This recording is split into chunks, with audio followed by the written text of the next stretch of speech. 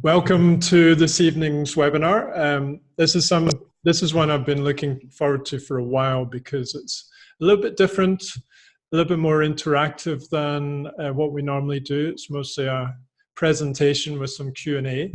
What we're looking for here is actually more interaction from you, the audience.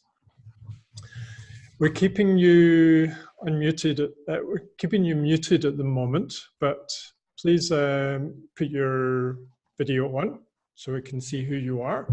And I'll just go to the first slide.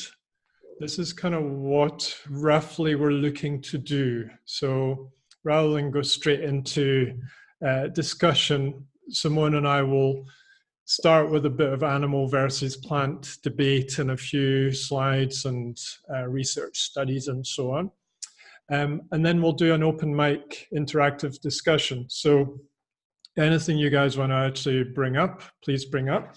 I've got a list of questions that people have already put through, so we'll try and cover as much of that as possible.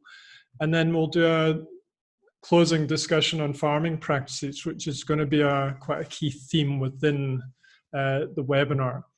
Now, just as to contextualize this webinar, we see a lot of extreme kind of nutrition thoughts and ideas and theories and paradigms, and they work for some people and they don't work for others, and we've got quite different ones. So here in South Africa, I've been witness as a practitioner to pretty much everything. I've quite commonly had people go from full-on banting stroke ketogenic into raw food vegan and vice versa, because they're trying to find that magic bullet. And this is what this webinar is about. It's looking beyond what that magic might be, according to some scientists and some believers, because very often the literature and the media are dominated by a theme. And it's a theme, and it's often a story, it's a personal story of somebody who's revolutionized their health through a certain modality, and then they want to share it as much as possible, and the media tend to get around behind that. When I tried to publish my book, Wholesome Nutrition, in 2016, it's a good example. It's an education book to try and give a decent understanding of the basics of nutrition in a wholesome way. I really struggled to find a publisher because it wasn't extreme in some publishers' words. So that just gives you a bit of a clue with my philosophies straight up. So we're going to cut through the plant and the animal. I'm going to do a section on keto. You don't need to be a carnivore or an omnivore to do keto. I have seen keto vegan books before. I think my wife Rachel's got one on her shelf, but that would be an awful lot of coconut milk and an awful lot of nuts to achieve that. So in realistic terms, when we talk about a keto or banting kind of approach, we tend to have a decent animal component to that to try and get enough fat in there, and the protein's an important component as well. And then the plant discussion tends to be around vegan. So it tends to be around 100% plant, but, and this is a big interest area of Simone's, it doesn't necessarily need to be 100% plant to still be a good plant-based diet. Okay, so moving on, got two questions to ask you. So you've got a message bar. If you can just punch in what's your profession, so we know who's with us tonight. I'm not going to stop and wait. I'm just going to read them as they come through. And secondly, what would you like? Usually it's what would you like to learn from this webinar. Tonight it's what would you like to contribute. So what philosophies have you got that you'd like to add in? Okay, so a case for keto, which is kind of the representative of the animal-based diet, though as I say, it's not strictly that way. This isn't I'm not an expert in this. I'm not an expert in what I would say any one fixed area in. What I would say I am is a good observer of lots of different areas. So I'll put this over to my colleague who is an expert in this area, Alex Ferretti, who has lectured on the sports nutrition course that we host. And this is a really nice article he put together a couple of years ago in FSN magazine. So it's, if you'd like this article, and maybe Simone, you could send it out when you do the emails to everyone tomorrow. It'd be quite a nice one as well. But I'm going to take one research study that he shared, which is quite a central, pivotal kind of research study in this literature, in this sporting ketogenic literature. So Alex makes it very clear that you need to follow a low carb, high fat approach for a long time to get decent fat metabolism shifts. And this is one study that did do that. So the high carb group in this left-hand graph was a fairly mediocre fat oxidation rate, whereas the low carb, not surprisingly, went up a lot. Okay, so that's kind of the basis of this. Then on the right-hand graph, we've got quite an interesting comparison to VO2 peak. So VO2 peak is similar to VO2 max for all essential purposes. And what we found was, in this study, it was about 50% of VO2 max was the peak fat oxidation rate.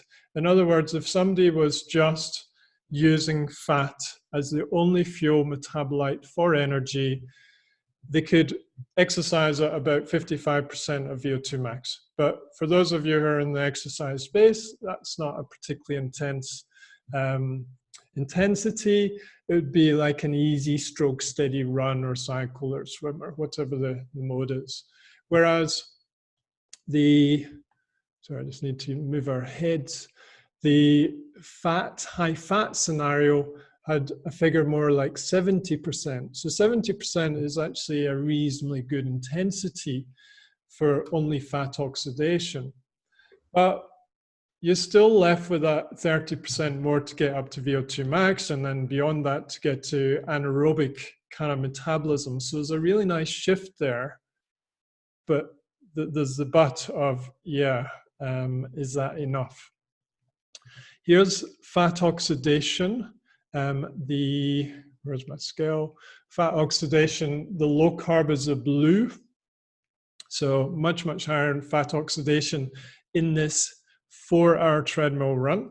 Could you imagine the longest I've ever run on a treadmill is an hour, and I had to have very good music to do so. And then the high carb scenario was a much lower fat oxidation rate. So that makes perfect sense. And it all sounds good when you're sitting on one side of the fence. And something I've been adding into blogs and articles lately is, looking at two sides of a story. So if the story is just on fat oxidation with a high fat, low carb approach, it all looks wonderful. It's got great fat oxidation. But then on the other side of the story, whoa, okay, our carb oxidation rate goes down quite a lot in a low carb or a high fat scenario. Is that a problem? Well, it might be. Fat oxidation, fat metabolism adaptation is potentially very beneficial for long distances, like tour cyclists, for example. But there's a lot of work been done by James Morton into this area, and he certainly doesn't do ketogenic approaches, but he does cycle low carb scenarios, because when the intensity of these good cyclists really comes down when they're climbing or something, they need a lot more than 70% of VO2 max.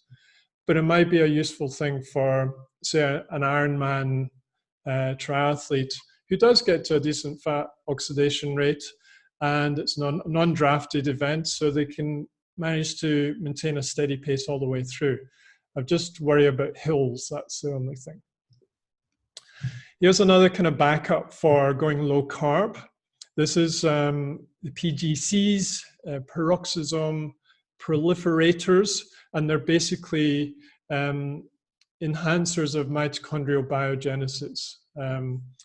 And there's lots of different factors, biochemical factors that can stimulate the peroxisomes. And one of them here is the AMPK.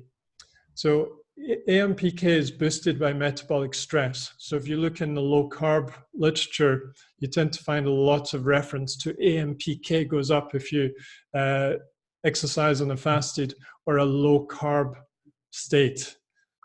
So that can potentially increase mitochondrial biogenesis. And again, if you just sit on that one side of the fence, it sounds wonderful. But let's go on to Sam Impey's work. Sam Impey worked under James Morton from Team Sky up at Liverpool St John's, John Moores University. And he basically found that in a high carb scenario, the exercise capacity, this is a cycling time to exhaustion test, was much superior, and significant difference here, to a low carb scenario. Okay, so bringing the carbs down to try and stimulate that AMPK, but the exercise capacity wasn't as good. So, okay, what's the significance there? Maybe you can't put out quite so much at each training session, and it won't push you into such a strong supercompensation recovery pattern.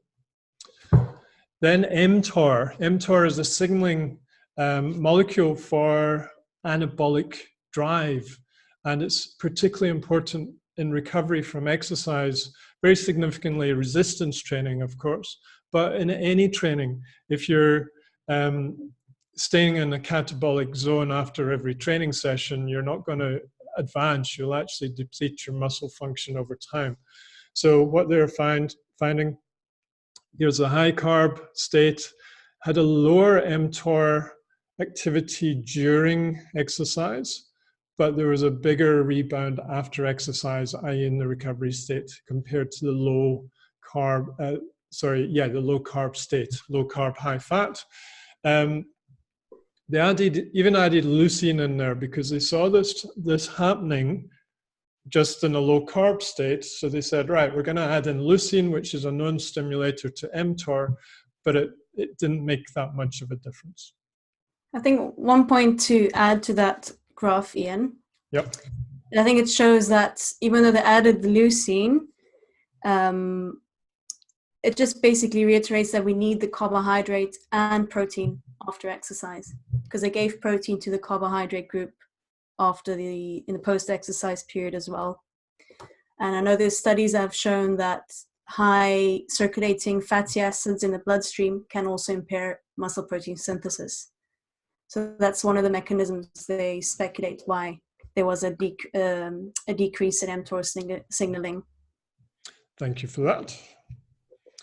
And that kind of brings me to this graph here. It's one I stole from Roger Harris a number of years ago. He's a brilliant biochemist.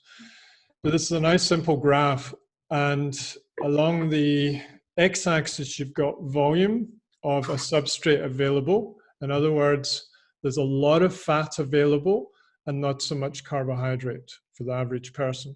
But going up the y-axis is the rate.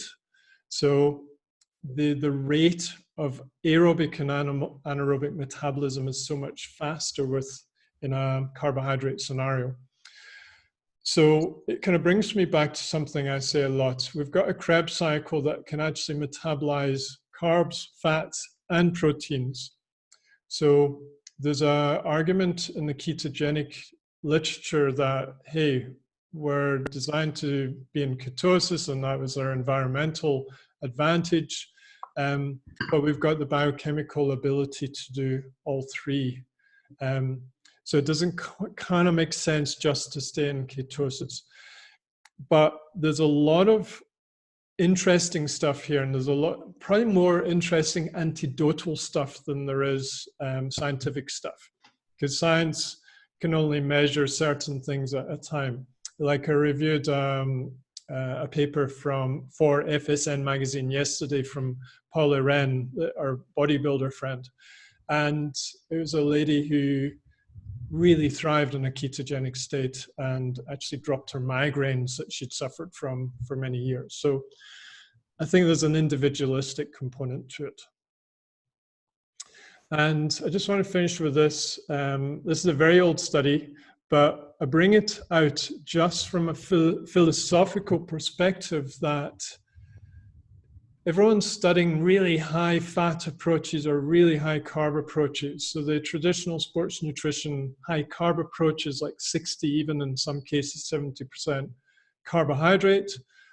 But the high fat is 70% plus. Sometimes I've seen 80% fat of the diet.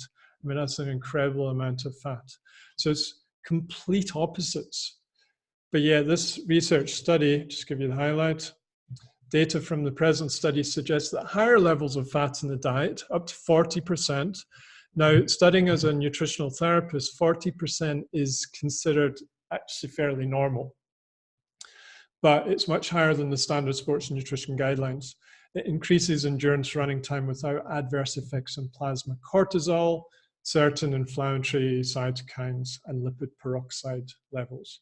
So why don't we start studying in the middle somewhere? Okay, so that's me. I'll click the slides for you, Simone, so just shout when you need the next. Okay, thank you. So a plea for plant-based nutrition. So next slide, Ian, please. So there are a lot of high-profile athletes who have adopted a vegan diet in recent years. So if you click the first one, Ian, so we've got Venus Williams. She's a very popular tennis player, and she became vegan in 2011 after being diagnosed with an autoimmune disease. And then we have Scott Jurek, which is an American ultra marathoner, and he transitioned to a vegan diet during college and saw veganism as a long-term solution to avoid his family history of chronic disease. And then we have Lewis Hamilton. He adopted a vegan diet in 2017 due to environmental reasons. And then we have a very famous American weightlifter, Kendrick Jacob Ferris, and he adopted a vegan diet due to religious reasons. And he claims that it really helps him in terms of recovery and reducing inflammation in the body. And then we have Nate Diaz, who's a fighter, and he became vegan at the age of 18 after being inspired by his brother. And he claims that he's a smarter and more intelligent fighter after being vegan. So there's a lot of, and like Ian said before, when it comes to veganism in sport, there's not much research at all. It's a lot of anecdotal evidence, yet there are more and more people adopting a vegan approach, especially athletes. Next slide, Ian, please. So can athletes succeed on a vegan diet? Now, this is the only good study that I found, recent one, and it's basically more of a review and a practical advice for athletes and practitioners. And what they say in the abstract in the conclusion of the review, next pop-up, Ian, please. So they suggest that via the strategic management of food and appropriate supplementation, it is the contention of this article that a nutritive vegan diet can be designed to achieve the dietary needs of most athletes satisfactorily. So what this means is that a vegan diet, an athlete can succeed on a vegan diet, but only if it's properly planned. Next slide, Ian, please. So this is just a figure from that review. And these are the typical nutrients that vegans are are at a higher risk of being deficient in. But they give some nice vegan-friendly sources. So it's actually a good figure that you can give to your clients just to show them what kind of foods they can implement to make sure they're getting enough of these nutrients. But as you can see, if you look at, for example, the omega-3s, they suggest in the article that athletes specifically need to be supplemented alongside including flax seeds, walnuts, chia seeds, because the flax seeds, walnuts, and chia seeds, they all provide ALA, but the conversion in the human body isn't too efficient to EPA and DHA, so we really need a supplemental microalgae oil to get enough EPA and DHA. The same with vitamin D. So they recommend that athletes should be supplemented with vitamin D. When it comes to B12, they say supplements and or some fortified foods. So if you look at the next slide, here's an example of a strength-based athlete on a 3,500 calorie vegan diet. So just have a quick look at the type of food he's eating. And as you can see, it's very, very well planned. So he's getting his microalgae supplement at breakfast. He's getting his B12 from the nutritional yeast flakes and probably from the fortified soy milk. So it's very, very well planned. And if the next pop-up, Ian, if you look at the nutrients specifically and how much he's getting in, so he's a 94 kilogram male athlete. And in terms of protein, he's getting 193 grams. So that's towards the higher end of sport nutrition recommendations, which is good because it's recommended by this review that vegan athletes aim towards the higher end to account for the lower digestibility of plant proteins. In terms of carbohydrate, he's within the standard guidelines towards the lower end because he's a male strength athlete. Fat intake is balanced right in the middle. And then the same for the other nutrients. He's meeting all the nutrients, specifically with EPA and DHA. So he's getting a lot of ALA, and some of that will be converted. So we'll be getting about 1 gram per day of combined EPA and DHA. So as you can see, it is possible, but as you can see from his actual diet, it does require a lot of planning and making sure he's getting enough in terms of calories as well. It also requires a body that can assimilate soya really well. Yes. Which would be my concern looking at that one. Yeah, definitely. And he seems to be respond very well to plant proteins. So because 2 grams per kilogram body weight, it's high, but for a male strength athlete, you can even go higher than that. You can go to 2.5, even 3 grams per kilogram body weight sometimes.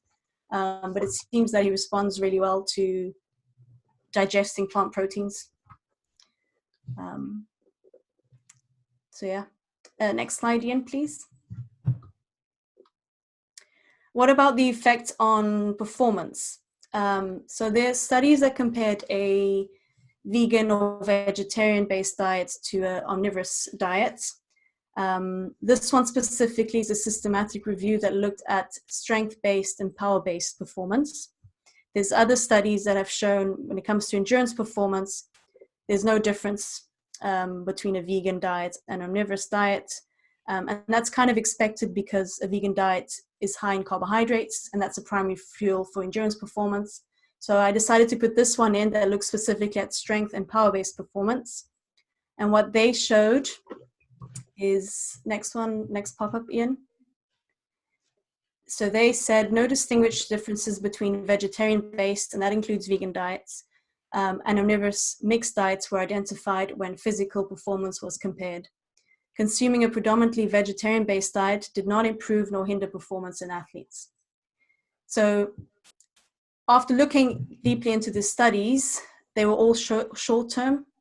So my question is, what about the long-term effect of vegan eating in these athletes? And there's no studies looking at the long-term effect. And we do really need more studies looking at vegan eating specifically within sports nutrition. Because I suspect a lot of athletes who are adopting vegan diets are probably not as well planned as that male strength athlete in the slide before.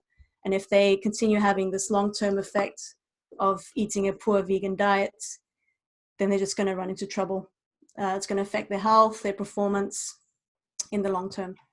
In the short term, they might actually feel better because they're switching to a whole food diet. There's more plants in the diet, but in the long term, if it's not properly planned, then they can run into trouble. Just on that, in my clinic, I've seen quite a few vegan people who, not well planned enough, went with the hype of game changers or something and felt great for a while And we're talking about 2-3 months, maybe up to 6 months. But then things start come crashing down. The energy is not like it was before. Skin quality is a bit different. Gut might go out of balance. Mood's a big one. And we can start looking at, well, maybe the amino acids are depleting. So you're not supporting your neurotransmitters. You're not supporting your liver with glutathione. You're not getting enough recovery. So there's, yeah, short term is a very, very important thing. It's just like what I said with Alex Ferretti talking about the longer term high fat approaches. The same needs to be done with research around this. And also one thing to point out is with those athletes in the beginning, if you notice, a lot of them adopted a vegan diet. So they didn't start on a vegan diet. They probably did most of the years of training on an omnivorous mixed diet, and then they adopt a vegan diet in recent years. So that also, I think, is a big difference. Next slide. Next slide, yeah. So this one, yeah, this image is from the documentary Game Changers. Don't know if everyone saw the documentary. So they compared the digestive tract of the human body to a lion. Next pop-up, Ian. And this was and then I was following the Twitter discussion from some of the people I follow on Twitter and researchers. And this was from Julianne Taylor, and she showed this the intestinal length of the human the digestive intestinal length of the human being similar to a lion. However, what they didn't take into account, especially in documentaries, they didn't really compare it to a cow's intestinal length. And as we know, next pop-up, Ian.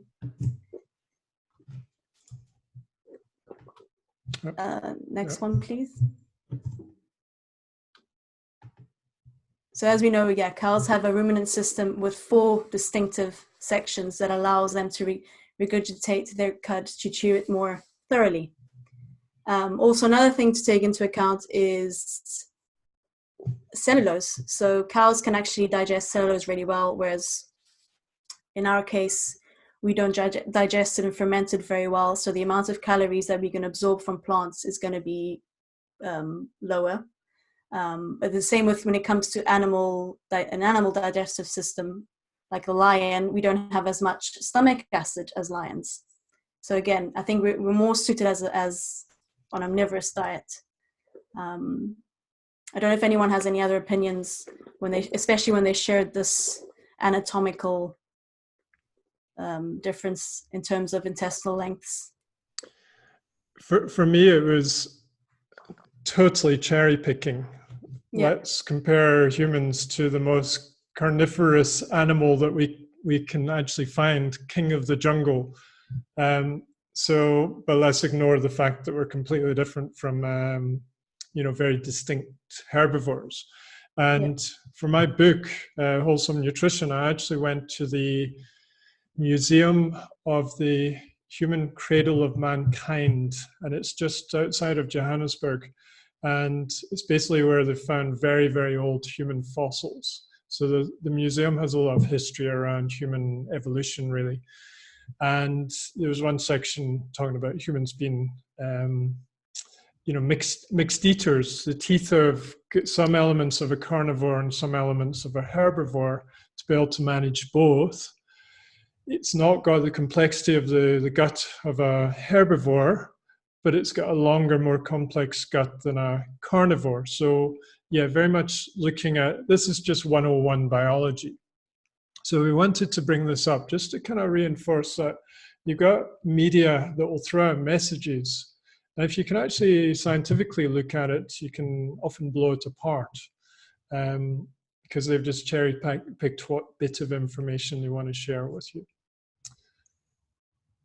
I'm just reading out a couple of the chats when you were talking about the people on vegan diets, Simone. Michelle was saying, I heard athletes such as Roger Federer and Venus Williams are no longer strict vegans. So that's interesting. Yeah. And then Catherine said, and hasn't Lewis Hamilton also had some kind of mental crisis? So yeah, is he low in neurotransmitters and he can't focus quite so nicely? Paul's saying a gorilla spends... Sorry, he did just won a championship as well. But I remember, yeah, he did have a slight mental crisis before, I think it was. Yeah. Paul's saying a gorilla spends all day eating some 40 pounds of food. Yeah, because in the documentary they did compare us to, they talked about gorillas and how gorillas are quite big, and they get enough protein from plants. But gorillas eat a lot of food during the day. Yeah. And they're probably always eating. So yeah, we would have to give up our job to become total herbivores and just munch all day and chew. Yeah. But of course we don't have the enzymes. Okay, right. I think this is the last one on the vegan one, isn't it? Do you want to mention this, Simone, or shall I?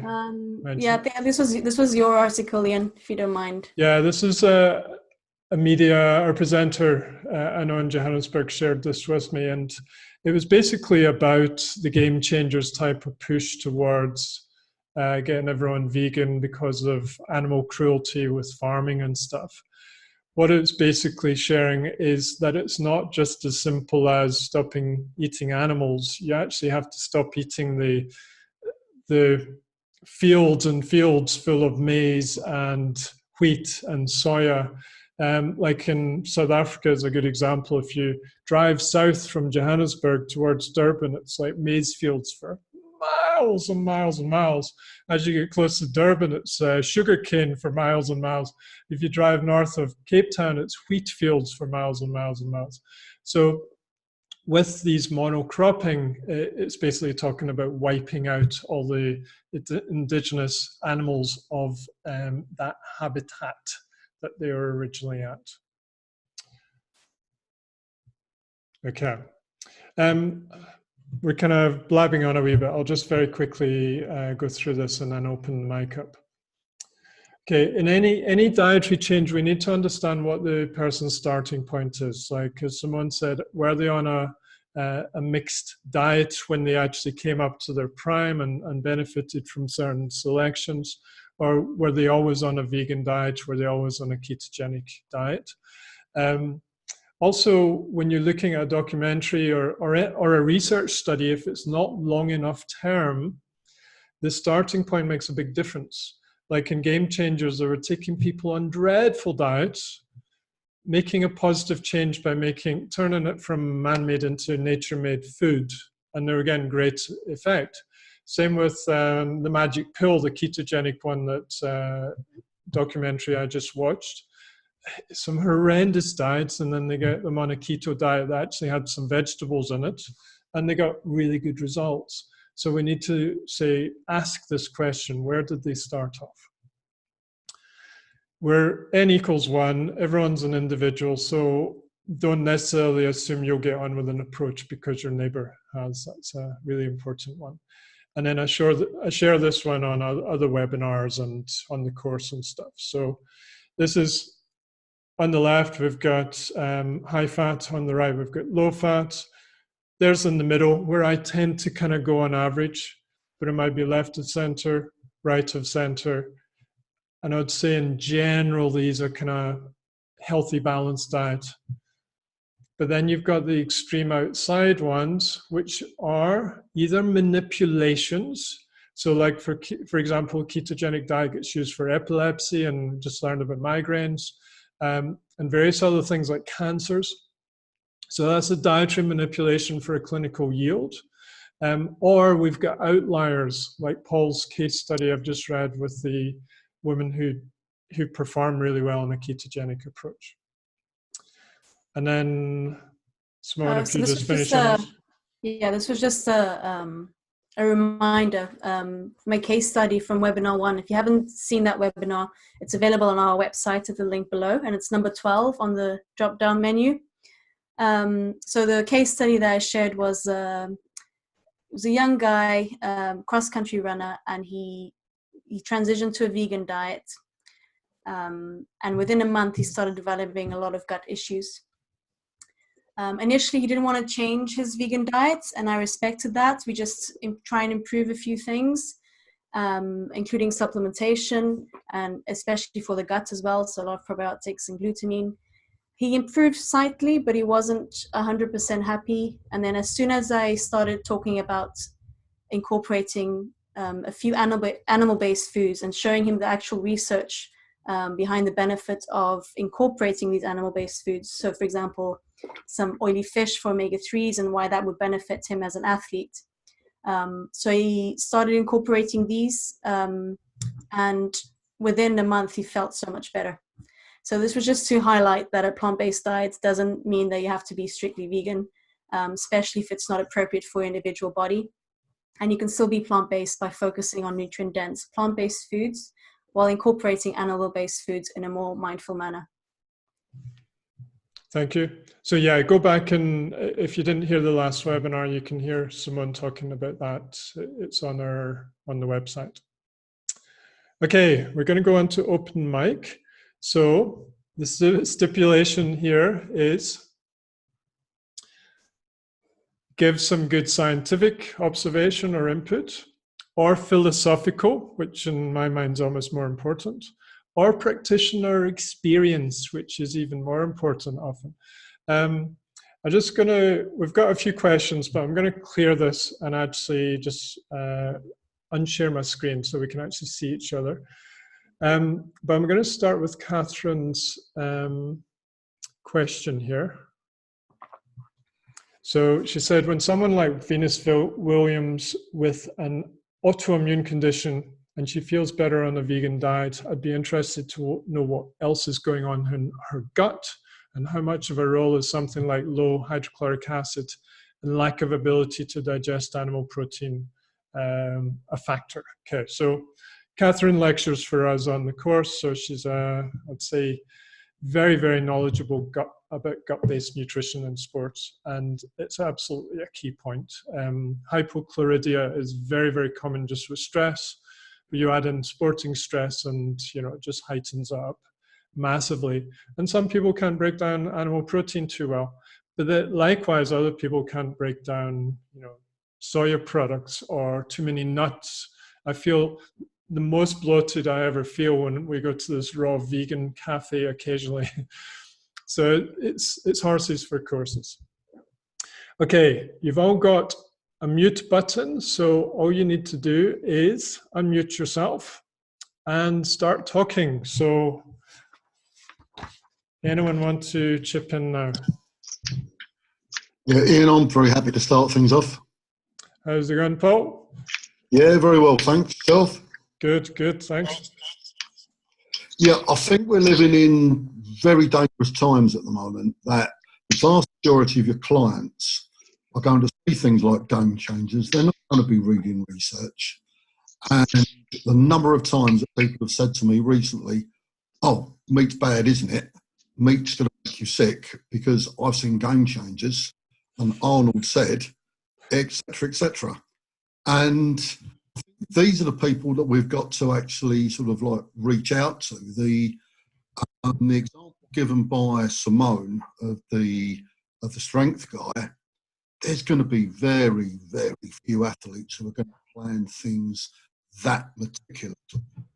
And even with that one, I think the key phrase in the particular part was together with appropriate supplementation. Now, any diet could be reasonable with appropriate supplementation. It all depends what the appropriate supplementation is. To me, a diet that requires supplementation is not complete. So by having to do all of the things that we know about B12, iron, calories, protein content, etc., I think we're leaving ourselves sort of wide open here, whether it's keto, whether it's vegan or anything else. We're living in a world, you've only got to go on YouTube or Facebook. Everyone lives in their own dogmatic view. And unfortunately, there's not many things like this webinar, I have to say, where you can actually sort of like share things and actually get hopefully to somewhere in the middle, the shades of grey, but somewhere close to the truth. That's my philosophical start off there. Thanks. And Paul loves the old philosophers, so I love to hear him lecture. Has anyone got any comments on what Paul said or anything we've brought up? And just when you've already talked, just mute yourself again so that we don't have background noise. I agree with Paul, and I also want to get your opinions on, like, we know that this day and age, the soil where the plants are grown is not optimal. What is a full plant-based diet actually giving the athletes what they need? Even a basic, I mean, the soil is, we know that it's depleted in magnesium, and that wasn't even one of the on the list of supplements that athletes should look at on a vegan diet. And magnesium is one of the most depleted in the public nowadays. So, I mean, that's definitely something we should think about. Is the soil even allowing the plants to grow in an optimal manner with enough nutrients in them? We see if you're not buying organic, then is that also a problem for vegan athletes? I just want to hear your opinions and things like that.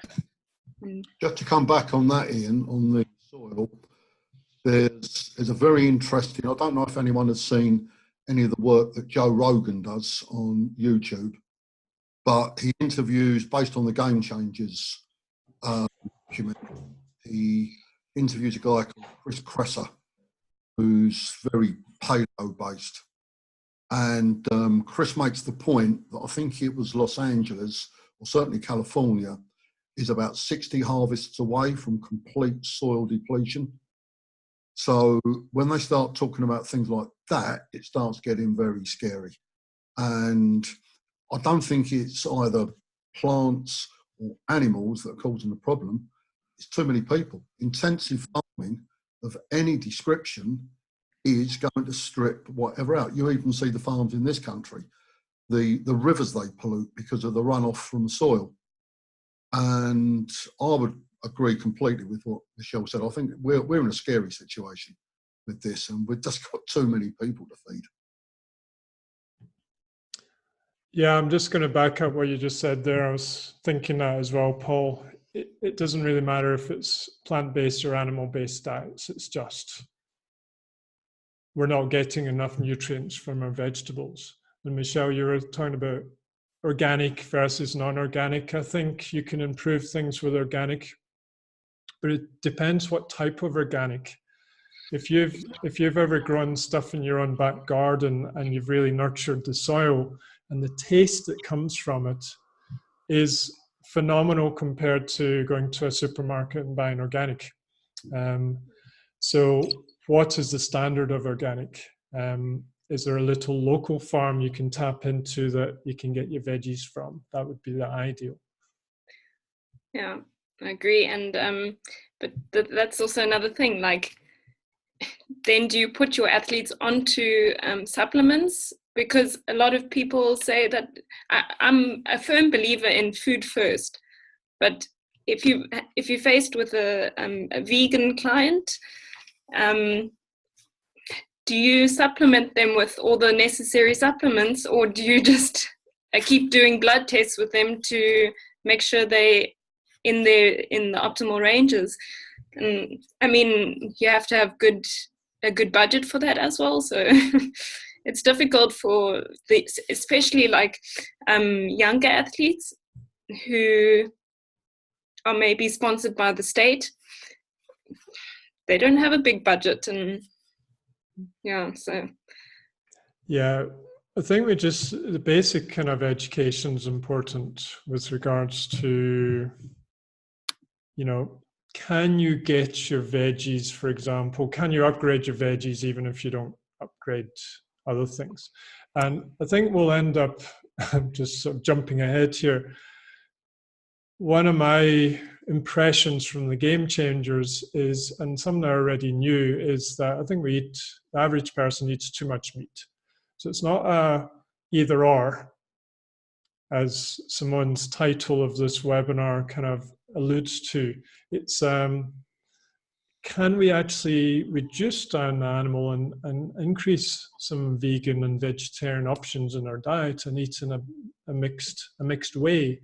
So maybe we don't eat so much chicken, so therefore we eat 50% less chicken, so therefore we can afford to buy the organic chicken. Same with the eggs. Let's upgrade the vegetables because we've found this little local farm that's actually cheaper than the supermarket. So it's about informed choice for me.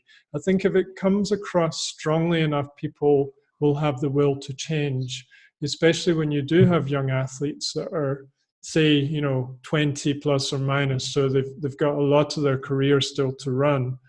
And the decisions they make today are going to affect their whole career. Can they spend a bit more and cherry pick the supplements a bit as well, because you talked about supplements. Because I see people on tons of supplements, and they're either poor quality supplements, but there are just too many of them. So rather actually spend the money on upgrading the diet a bit and cherry picking just one or two supplements that might be beneficial. I think also, and you'll see in the next few slides, there's an article that that claims that veganism isn't the answer to save the planet, and they claim that if we're not sourcing, if we're vegan, but if we're not sourcing vegan products from organic systems, then we're actively participating in destroying the soil, and we're compromising the life of smaller mammals, reptiles. But we're also contributing to towards climate change. So I think that's a really good point to get across to clients, is making them realize that the vegan products that they're choosing from the standard supermarkets, it's probably as bad as the meat from conventional farming.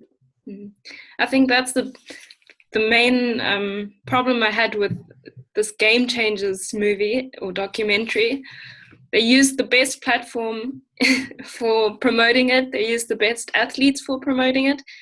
But they had two extremes. They compared, for instance, Arnold Schwarzenegger, who claimed he ate 12 eggs a day and a huge consumption of animal products, which is not normal for the average person. I think not for many people. Yeah. And then veganism, and there's just no balance anymore.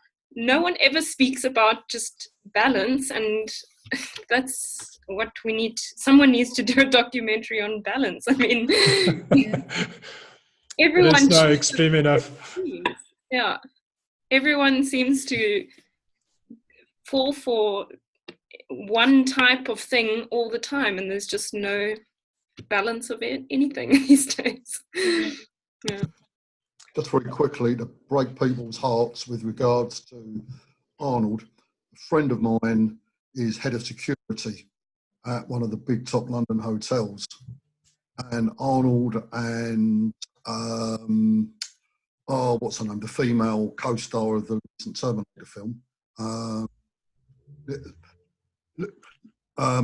that's Linda Hamilton, I think. And Arnold was eating steak every night, I'm afraid, when he was at the hotel. So don't believe entirely everything that's actually said on that. And the manipulation of the facts in the Game Changers, where they spoke about gladiators, if everyone remembers that. And they were relying on this Hollywood picture of a gladiator as a ripped up elite athlete. These guys were prisoners of war. They were slaves. They're not going to be feeding them on the best quality food that was there. And there's also, they've done surveys in other areas where the local food is seafood. And what do they eat there? Seafood. But also the definition of organic. In this country, Ian, McDonald's do a massive amount of advertising, particularly on radio. And they describe a lot of their foodstuffs as organic, particularly eggs are one, for example. So the legal definition of organic has got to be an awful long way away from what the average person considers to be organic. Because if you listen to these adverts that McDonald's put out, you would think that every part of their 99p burgers are all free range, pasture fed, organic meats. They're obviously inside the law, but the law is interesting. Really needs to be aware of that. Thank you, Paul. I'm going to start firing out some of these questions that I've got. So Felicity would like to know more about the dairy versus alternative for muscle strength and growth. So in other words, dairy, milk, whey protein and other dairy derivatives has been used a lot within sports nutrition for athletes' recovery, strength, growth, etc. But now we're in this era of pea protein, hemp protein, rice protein. So she's wondering, what's the current thinking about that? Are the vegan alternatives as good, or should we still be giving dairy a chance? I don't think the research at this point still suggests that whey is the gold standard for muscle strength and hypertrophy. But I guess if a vegan athlete wants to incorporate some plant-based protein, it's just making sure that plant-based protein has enough leucine, which is the most important amino acid for Mtor signaling. And also making sure that they can tolerate that plant protein. So there's a lot of people that can't tolerate pea protein, for example. So it's being mindful of those things, I think. Yeah, the suitability of the body again. I've been sent pea proteins before from editing the magazine, and it's been a fast route to upsetting my stomach. So yeah, it has to be suitable to you, but a lot of my clients are fine with it. So yeah. Second question, Joanne was saying, should researchers be combining nutrition and environmental or ethical topics together or separately, whether as a research study or an opinion? So I'll start answering that question. Research has to be done in a particular way so the statistics can be done. So if there's too many variables coming into research, then it gets confusing and they can't get nice, precise data and statistics. So in that sense, they can't just throw everything in a tub and expect to get results. But what you can say,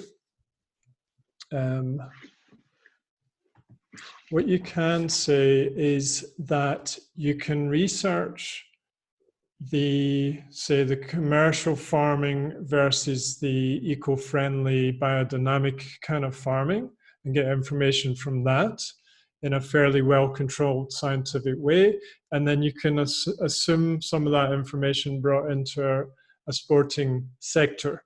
But if you had some athletes eating commercial farming products and some eating really good quality stuff, the research would get a bit confusing.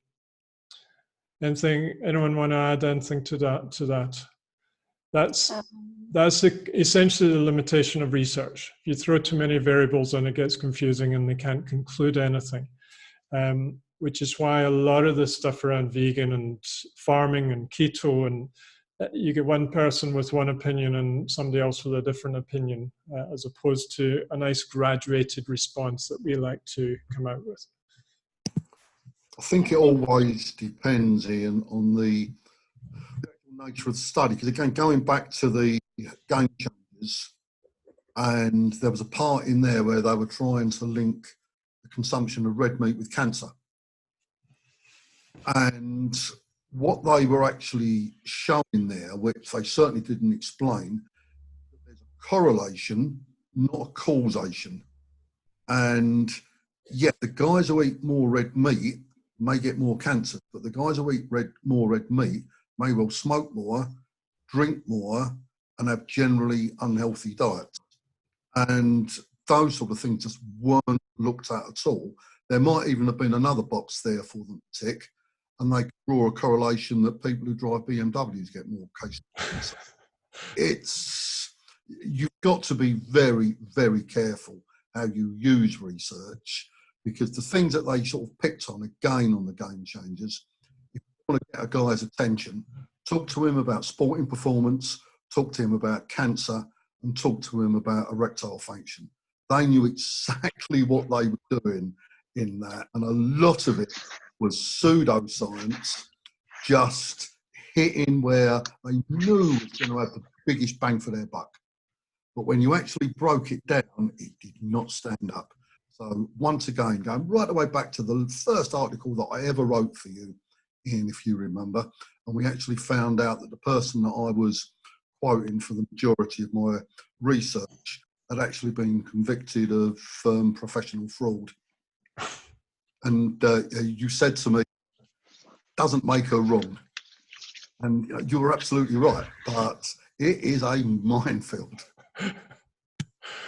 Yeah, it's a massive minefield. Yeah, so thanks. It's important. And also the keto documentary, The Magic Pill, they were using the keto approach for cancers. So with lots of red meat.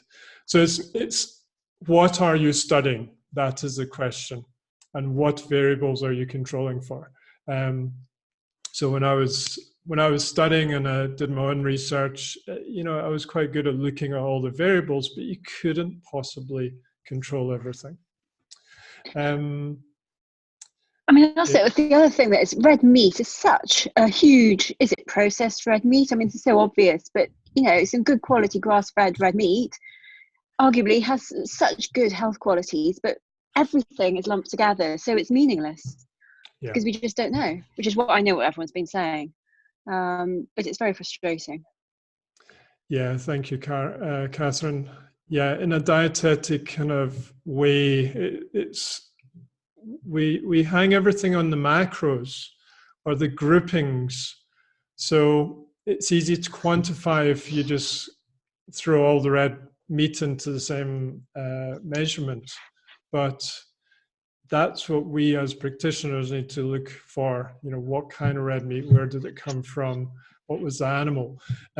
Just like the dairy question, very similar. People ask me all the time, should I have low fat or high fat milk or yogurt or whatever? I'm like, that's not important.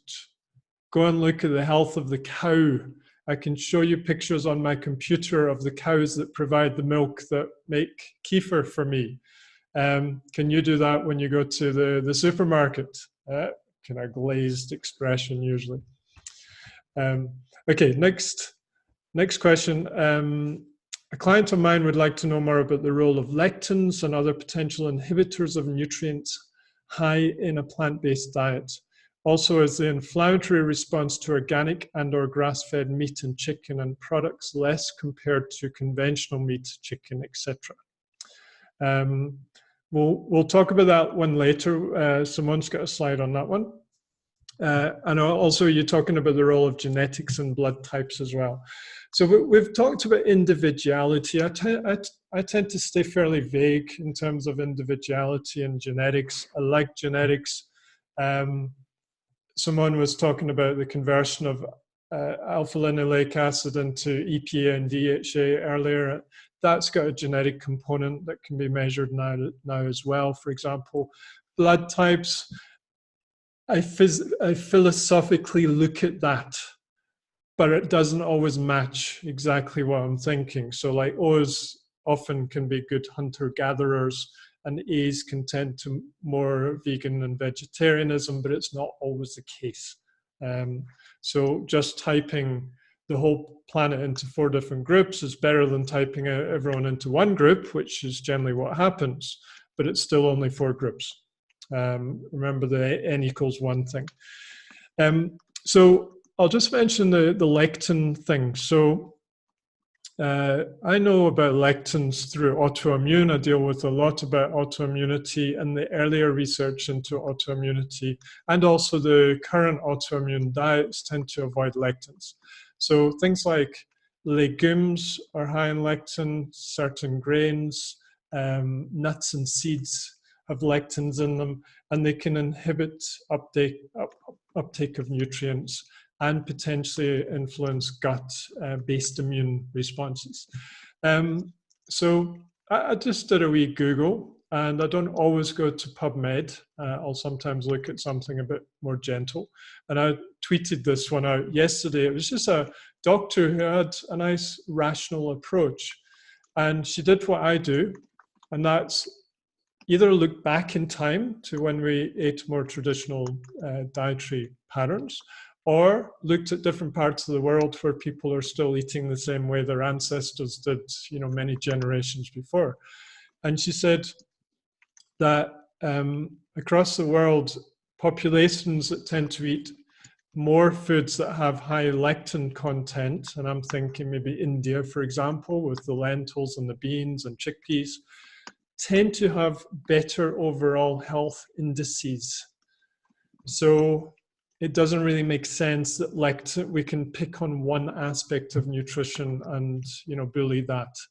But even in nutritional therapy training, we tend to look at that. And I've been prone to doing that as well. Let's follow an autoimmune protocol for this client.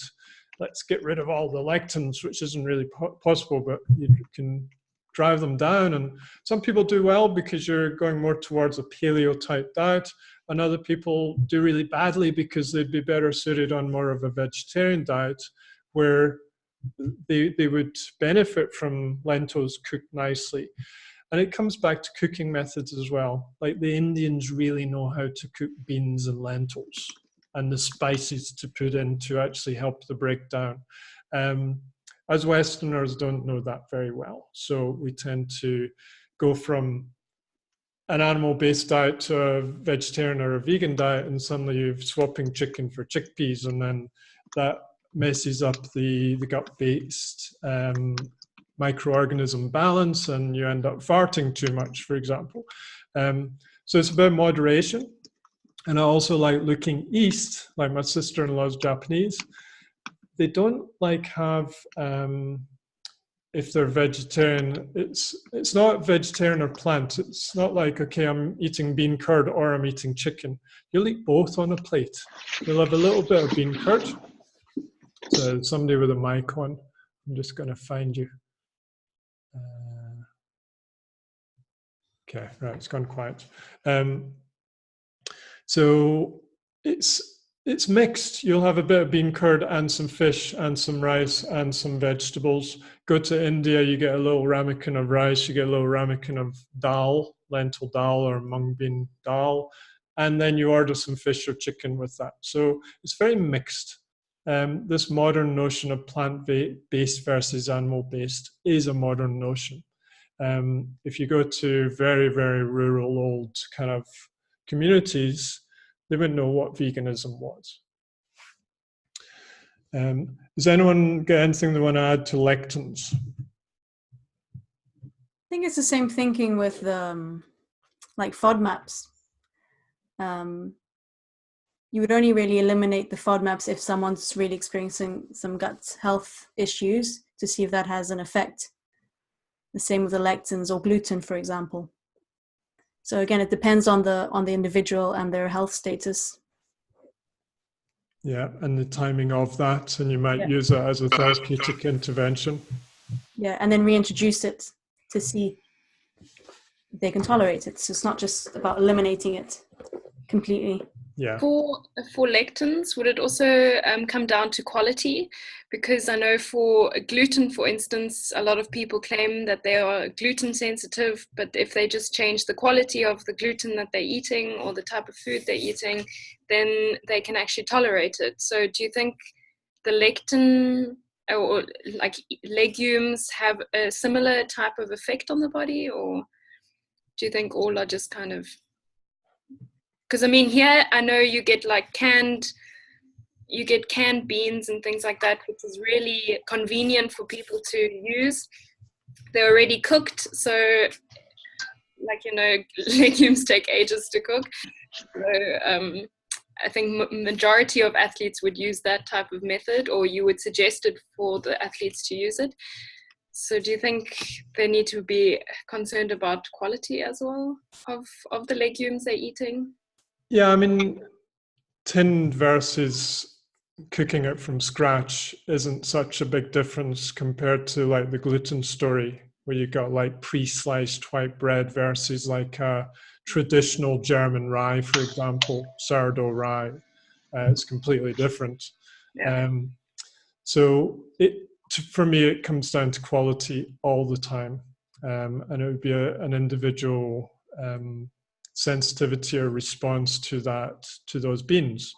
For, my example would be, if I have too many beans, yeah, it's going to make me windy. But if I actually go and eat well-made Indian beans, chickpeas, lentils with lots of spices, and it's been cooked for hours and that sort of thing, yeah, it's no problem. So as I say, the preparation method and what else goes with it makes a big difference. So traditionally, communities have very much figured out what they need to do to the plant that's got a kind of a defense mechanism to humans or animals eating them, but they know how to cook them and prepare them so they are edible. And that's something we forget as well.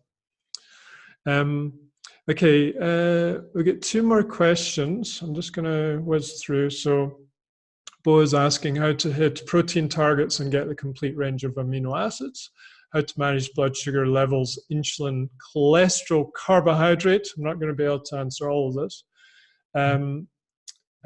Carbohydrate intake for body composition, since the diet will necessarily be higher in carbs to hit protein quotas on a plant-based diet. And nutritional deficiencies and what supplements are required. Okay. And also practical examples of meals, which Simone has already shared.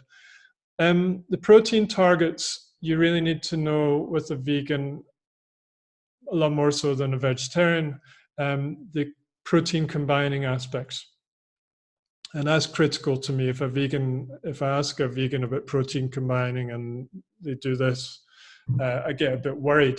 So they like the lentils, beans, chickpeas, the legumes with the grain, for example, or the nuts and seeds with a grain or a legume kind of combines for a complete protein.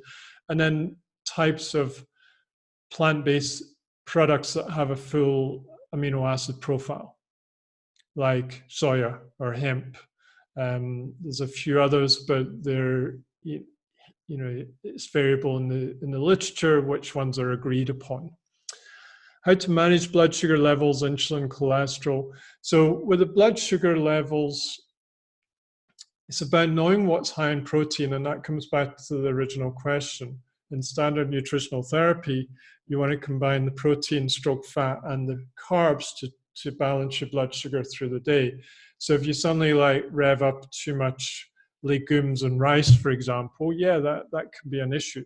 But you can counter it with fats. So, let's bring in a bit of the ketogenic thing here. Let's have some avocado and coconut milk, nuts and seeds to build up the fat content. Make sure you're combining stuff to get the amino acids. Maybe use some protein powders as well. And yeah, it's not too difficult.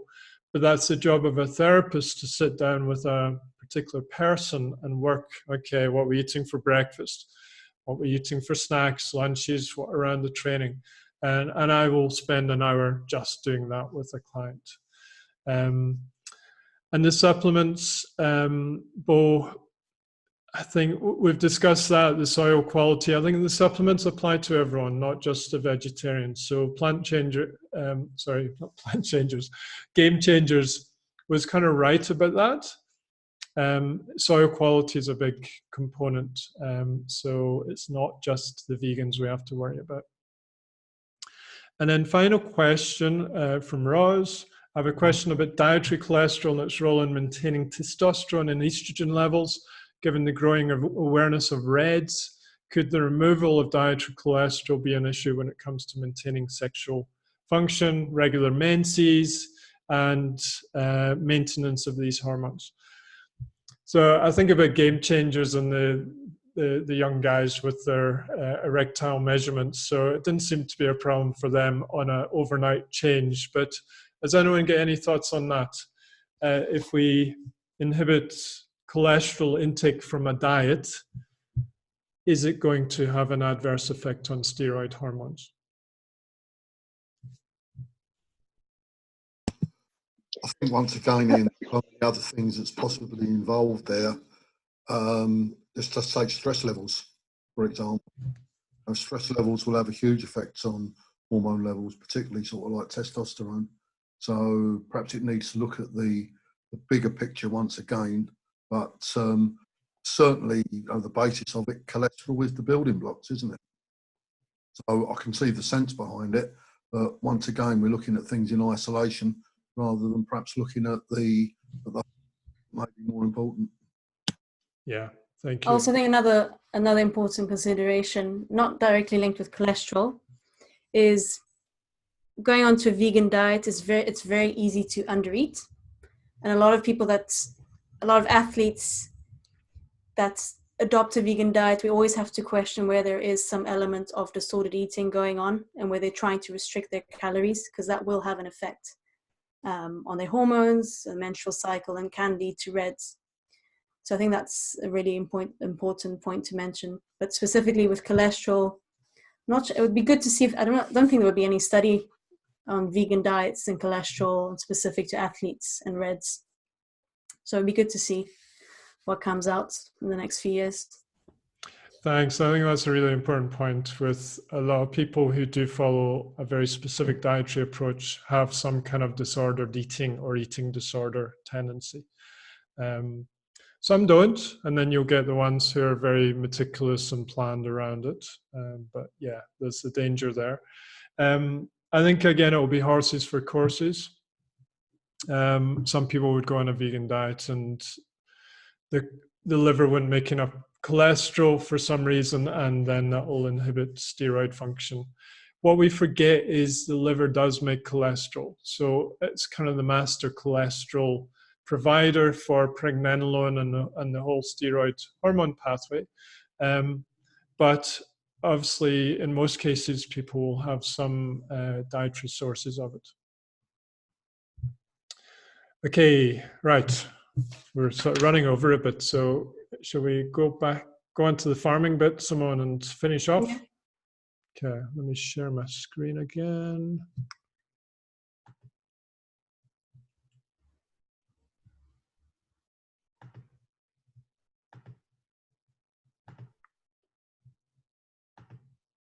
Okay, got there eventually. Okay, farming practices. Over to you, Simone.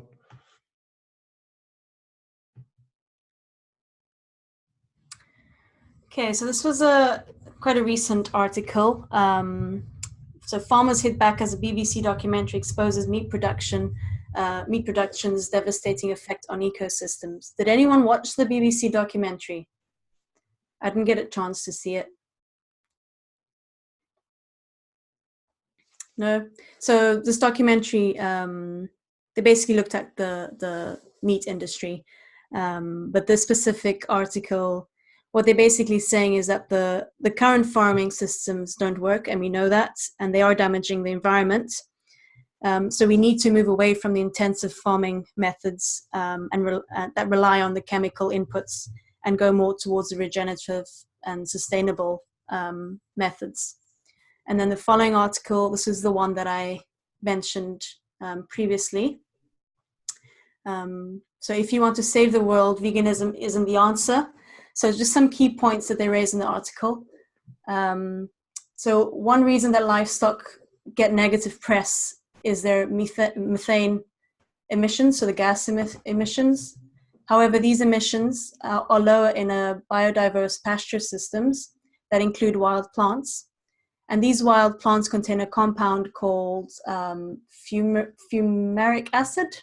Yes, right. That has been shown to reduce these gas emissions by 70% when added to the diet of lambs. Another point they raised is that in 2018, it was estimated in the UK that we only have 100 harvests left due to topsoil depletion from conventional agriculture. But animal dung, urine, and even the way they graze can accelerate soil restoration. And as I mentioned previously, if you're not sourcing vegan products from organic systems, then you're just actively participating in the destruction of the soil biota. We're compromising the life of other small mammals, reptiles, birds, and we're also contributing towards climate change. And then finally, what they say is there is no doubt that we all need to eat less meat, but we also need to end the unethical and intensive farming methods. But being vegan is not the solution if someone's concerns are environmental, animal welfare, or even their own health. So adding the occasional organic pasture-fed steak to their diet could be the solution. So that's the key points that they raise in the article. But I guess we did cover it previously when we were discussing doing the open mic.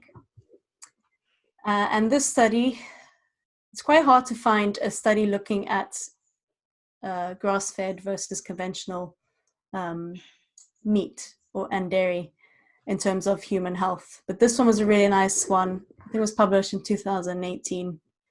And what they concluded, next one, Ian, please,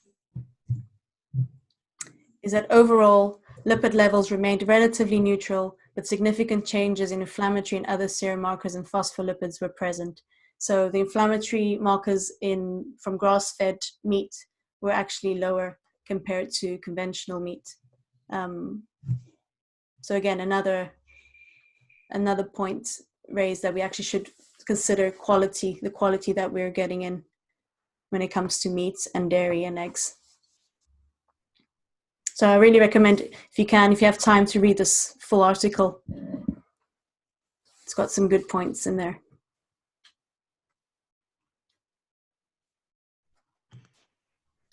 And then I want to, so we get modern farming practices, and then to me the gold standard is people that still live off the farm the way they used to. So this is one I've shared in various places before, and just what their diet was. So they would eat wild boar, they would eat catfish from the Amazon, the rainforest. They would eat a lot of plantains and sweet potatoes and so on. And then they would forage a lot. So they'd grow some stuff, but then they'd forage and then they'd fish and they'd hunt. So a big mix. And because the dietitians on this study were all about quantity, and they found out they were eating about 70% carbohydrate diet. So very much more what you'd expect in a vegetarian or a vegan approach in terms of carbohydrate quantity.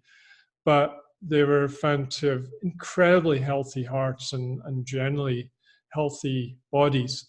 And other research is looking at the microbiome now, saying that people in rural locations are found to have multitudes of higher microbiome biodiversity than urban dwellers that most of us will be.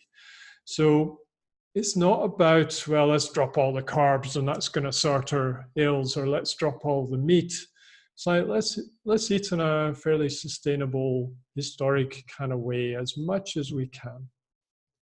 And then I talk about the blue zones a lot, and this is hot spots in the world of healthy centurions, and it's probably my favorite book. And only one of the populations was vegetarian. There was no vegan populations. And the vegetarian one was Seventh-day Adventists in California. All the rest were really old-fashioned kind of populations where they would bring in a little bit of animal produce into their diet, such as fish if they were near a river, or there'd be the occasional slaughtering of a goat, or they've got a goat that they milk, or they've got chickens that lay eggs, and the typical small holding type farming that you'd expect. Okay, so that's sort of finishing there. I think I'll just round up and say there's no conclusive arguments either way, and we need to actually, be promoting that moderation approach. Unfortunately, we didn't quite get the viewer audience of Game Changers tonight, but maybe we can stick it on YouTube and make it go viral, and we'll get a different following.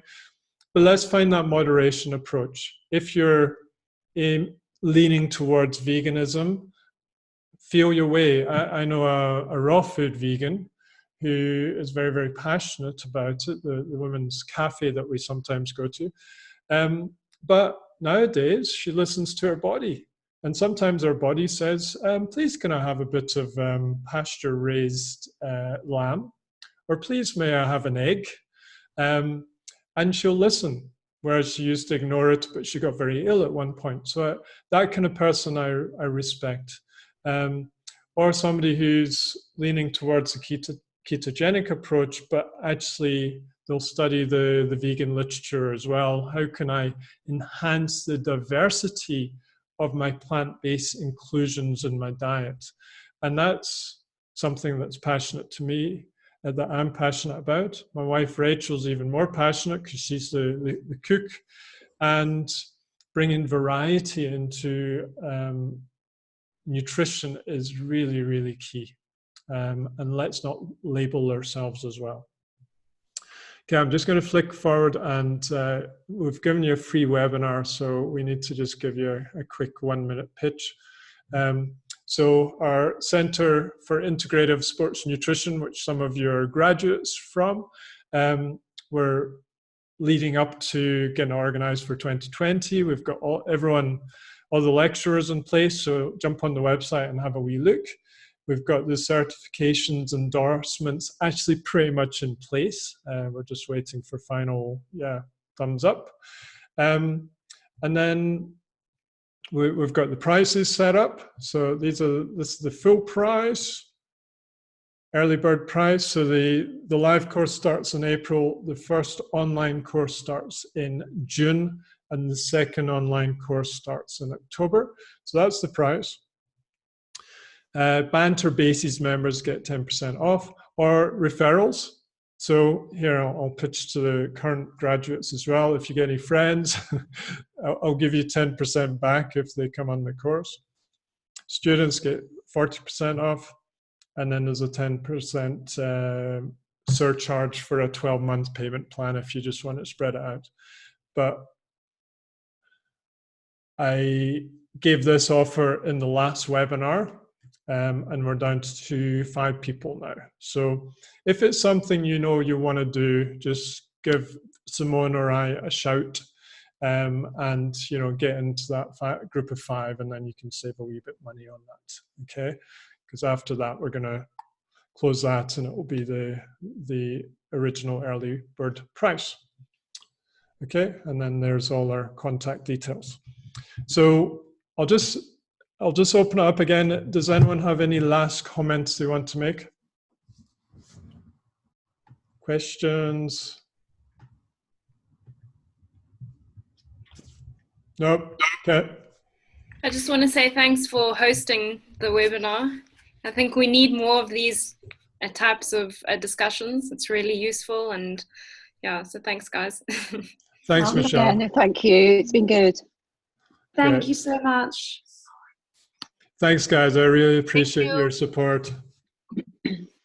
And I'll say good night, and we'll announce probably early January or mid-January. We'll announce some more webinars for 2020.